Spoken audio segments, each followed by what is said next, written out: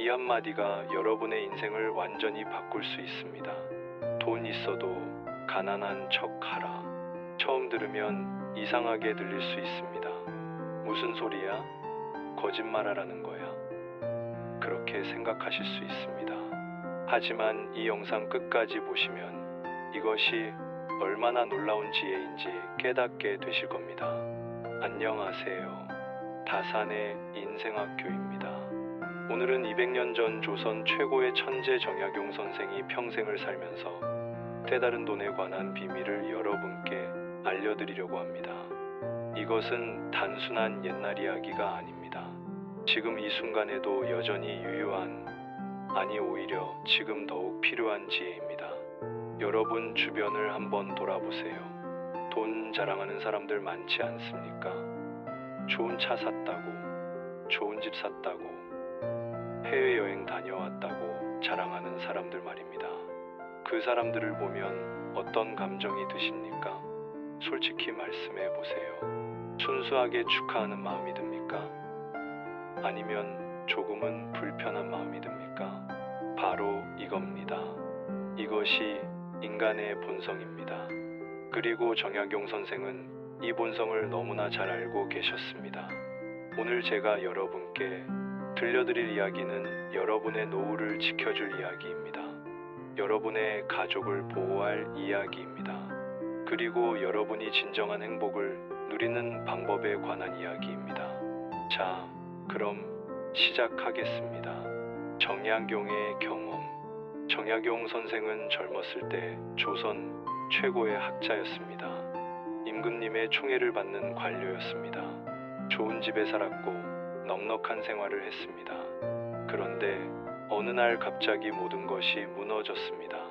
정치적 이유로 유배를 떠나게 된 것입니다. 18년입니다. 18년 동안 전라남도 강진이라는 작은 마을에서 유배 생활을 했습니다. 모든 것을 잃었습니다. 권력도, 지위도, 재산도 모두 사라졌습니다. 그런데 신기한 일이 일어났습니다. 그 18년 동안 정약용 선생은 인생에서 가장 중요한 것들을 배웠습니다. 사람의 본성에 대해, 돈의 본질에 대해, 그리고 진정한 행복에 대해 깨달았습니다. 유배에서 돌아온 후 사람들은 궁금해했습니다. 정약용이 얼마나 가진 게 있을까? 18년 동안 재산이 얼마나 남았을까?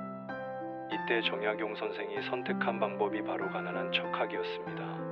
왜 그랬을까요? 지금부터 그 이유를 하나하나 풀어보겠습니다. 첫 번째 이유, 시기와 질투로부터의 자유.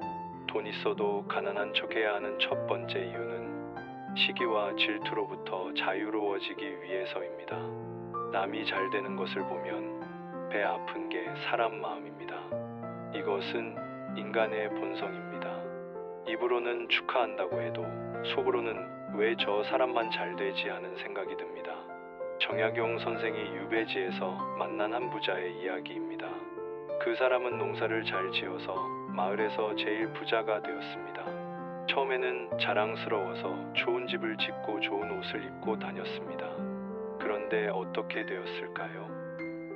마을 사람들이 하나둘씩 그를 멀리하기 시작했습니다. 겉으로는 친절하게 대했지만 뒤에서는 온갖 험담을 했습니다. 원래 저 집안이 부자였나? 뭔가 떳떳하지 못한 방법으로 돈을 벌었을 거야. 우리한테는 인색하면서 자기만 잘 먹고 잘 살아. 그 부자는 외로워졌습니다. 돈은 많아졌는데 친구는 없어졌습니다. 축하해 주는 사람은 없고 시기하는 사람만 늘어났습니다. 정약용 선생은 이 모습을 보며 깨달았습니다. 부를 드러내는 것은 스스로 표적이 되는 것과 같다고 말입니다. 특히 나이가 들수록 이 원칙은 더욱 중요해집니다. 왜냐하면 나이 든 사람이 돈이 많다는 것이 알려지면 온갖 사람들이 모여들기 때문입니다. 좋은 투자 있다며 접근하는 사람, 돈 빌려달라는 친척, 심지어 사기꾼까지. 돈 있다는 소문이 나면 평화로운 노년은 없습니다. 정약용 선생은 이렇게 조언했습니다. 돈이 있든 없든 없는 척하는 것이 평안한 삶의 비결이다. 실제로 정약용 선생 주변에도 재산이 꽤 있었던 것으로 추정됩니다. 하지만 절대 드러내지 않았습니다.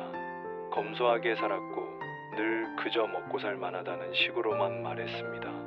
그 덕분에 시기와 질투로부터 자유로울 수 있었습니다. 사람들은 그를 존경했지 부러워하거나 시기하지 않았습니다. 두 번째 이유, 가족 보호. 두 번째 이유는 더욱 중요합니다. 바로 가족을 보호하기 위해서입니다. 돈이 많다는 것이 알려지면 가족들이 위험에 처할 수 있습니다. 특히 요즘 같은 세상에서는 더욱 그렇습니다. 정약용 시대에도 마찬가지였습니다. 부자로 알려진 집안은 도둑의 표적이 되었고 심지어 강도를 당하기도 했습니다.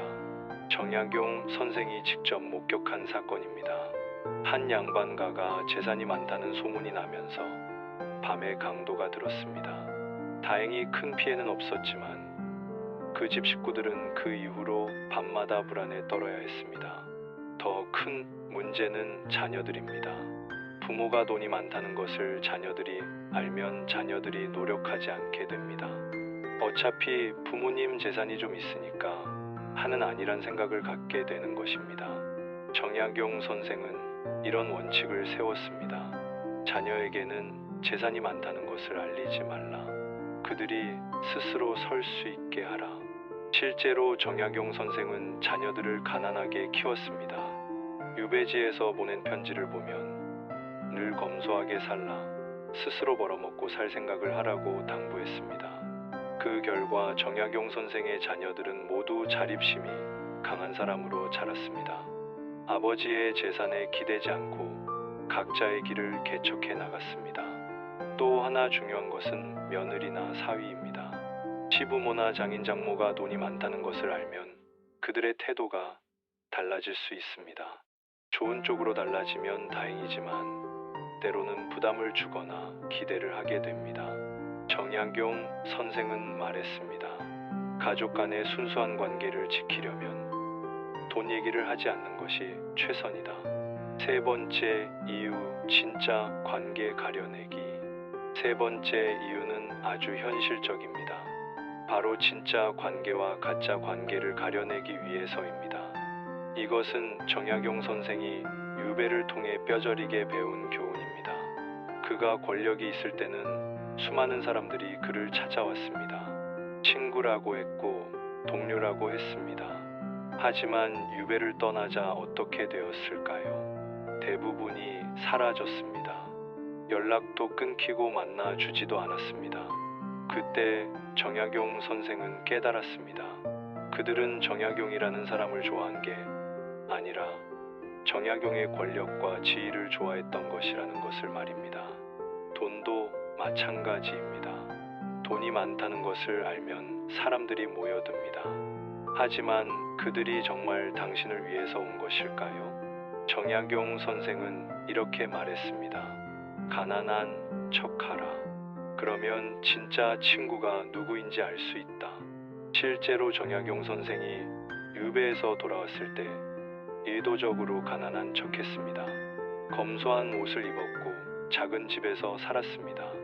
그러자 대부분의 사람들이 멀어졌습니다. 하지만 몇 명은 남았습니다. 정약용 선생의 재산 상태와 관계없이 순수하게 그를 존경하고 사랑하는 사람들이었습니다. 이것이 바로 진짜 관계입니다. 돈이 있든 없든 지위가 있든 없든 변함없이 곁에 있어 주는 사람들 말입니다. 특히 나이가 들수록 이런 관계의 구별이 중요해집니다. 돈 때문에 다가오는 사람들과 시간을 낭비할 여유가 없거든요. 정약용 선생은 이런 지혜를 남겼습니다.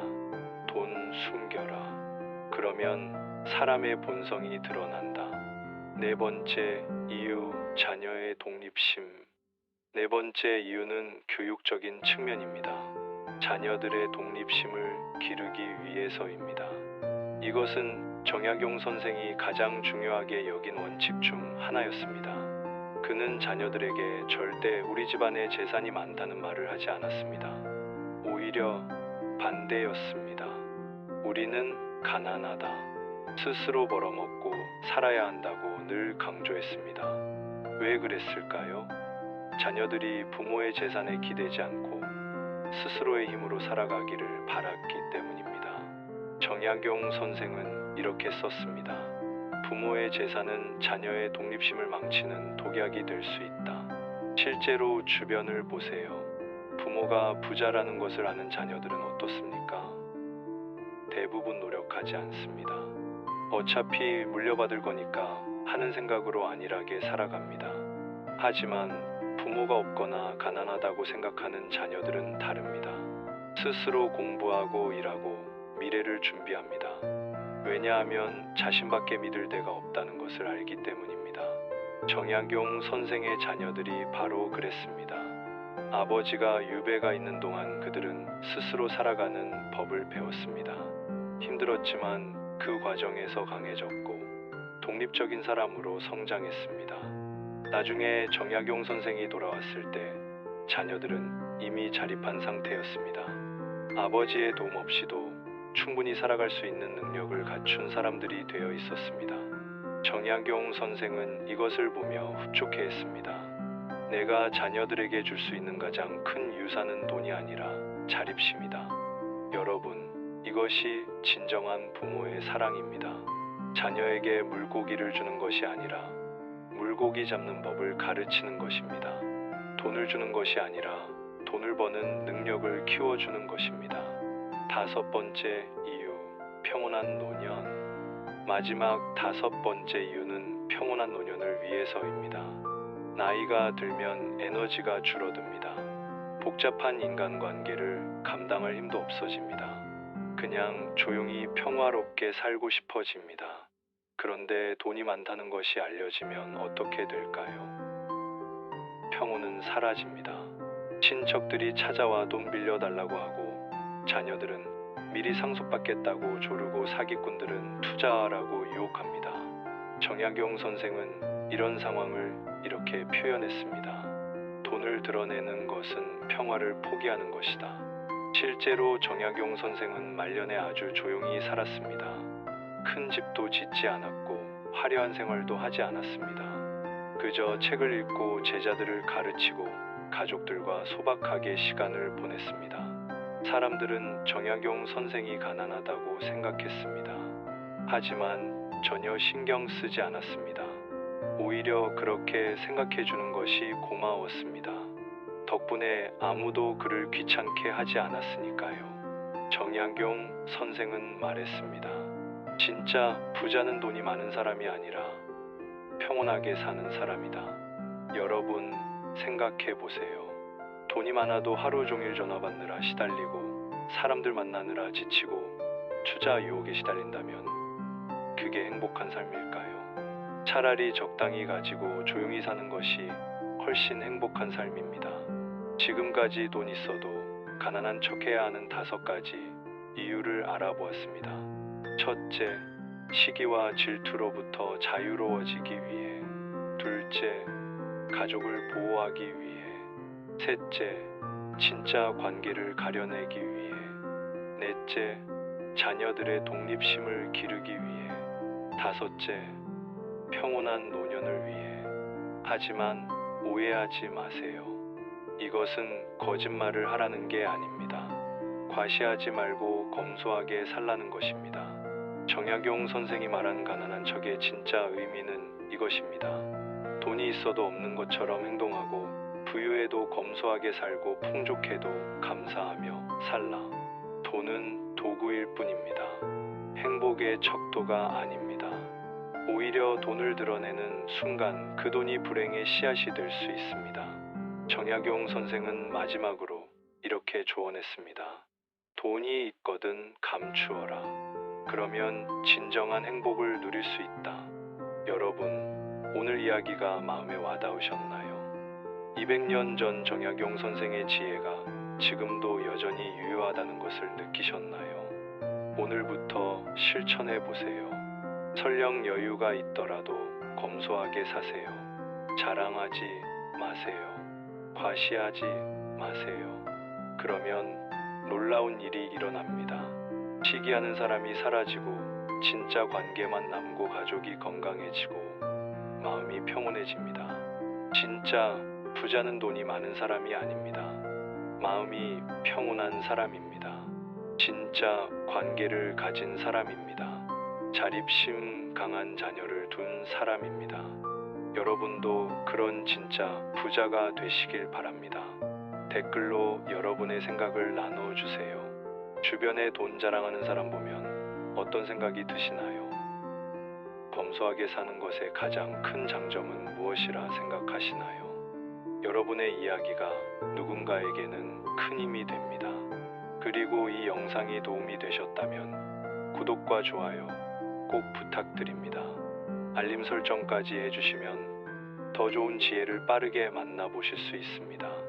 다산의 인생학교에서는 앞으로도 여러분의 인생에 도움이 되는 옛 소년들의 지혜를 계속 전해드리겠습니다. 정약용 선생뿐만 아니라 퇴계 이황, 율곡이 다양한 소년들의 살아있는 지혜를 여러분과 나누겠습니다. 노후는 건강한 사람이 성공한 사람이고 진짜 부자입니다. 여러분 모두 건강하시고 평온한 노년 보내시길 바랍니다. 다음 영상에서 또 뵙겠습니다. 감사합니다.